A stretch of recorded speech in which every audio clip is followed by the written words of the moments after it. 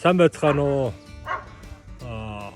Органик хөгжил хамтын баталгаажуулалтын байгууллагын даваа даш байна. За би энэ байгууллагад гишүүнээр хэлсээд 4-р хичээлдээ явж байгаа. За миний гол үйлдвэрлэдэг бүтээгдэхүүн бол компост бордоо байгаа. За энэ бордоо би 2019 оноос хойш үйлдвэрлэж байгаа. За бордоо минь маань онцлог болохоор Японы вакуум технологиг ашиглаж хийсэн ийм бордоо байдаг. За хомоодыг ашигладаг.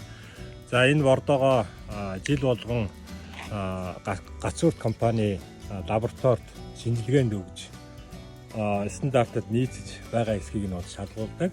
За миний энэ үйлдвэрлэсэн бордоог бол үрсэлгээ хийх, за гүлэмжний хөрсийг боловсруулах, мод тарихтаа ашиглаж болно.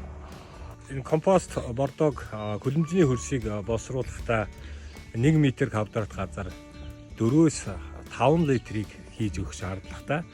За олон жил үйлдвэрлэж байгаа учраас манай хамтын баталгаажуулалтын байгууллага гишүүдээс гадна өөр бас олон хүмүүс авч ашиглаж үнэхээр чанартай бордоо болсон байна гэдгийг бол надад байнга хэлж байдаг. За мод тарих хувьд бол нэг мод тарихтаа одоо энэ 20 литрээс хавлсан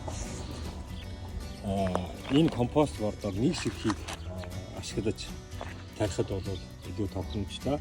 За хүнсний ил талбайд одоо хүнсний ногоо тарьж байгаа хүмүүс бол за гүлэмжинд тарьж байгаатай адилхан 1 м² газартаа 4-өөс 5 литрийг болоод хийж өгч хөрсөө боловсруулж тарьвал тарьж байгаа зүйл маань зүйл чинь их сайн ургана.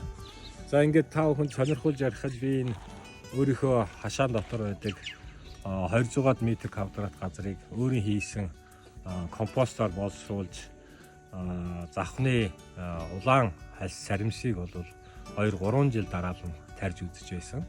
Ингээд нэгэн саримсыг үлдээж үндс нь ер нь хэр гүн явсан байна гэдгийг бол ухаж шалгаж үзэхэд саримсны үндэс 60 см хүртэл явсан байсан. Үнэхээр компостоор хөрсөө боловсруулсны ач тус нь тэр цалин саримсаа сайн ургахад бол их нөлөөсөн гэж бодож байгаа.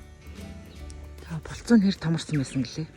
За тэр одоо завхны улаан хальс саримсны болцооны хувьд бол нэг хүний атгсан гараас үл элэг бага хэмжээний ингээд нэг болцооны жин нь бол нэг 150-аас 160 г орчим хүрч байсан. За энэ тухайга би өөрийн хөтэлдэг YouTube суваг дээрээ бас оруулсан байгаа. Сонирхож байгаа хүмүүс тэр бичлэгийг бас үзээрэй.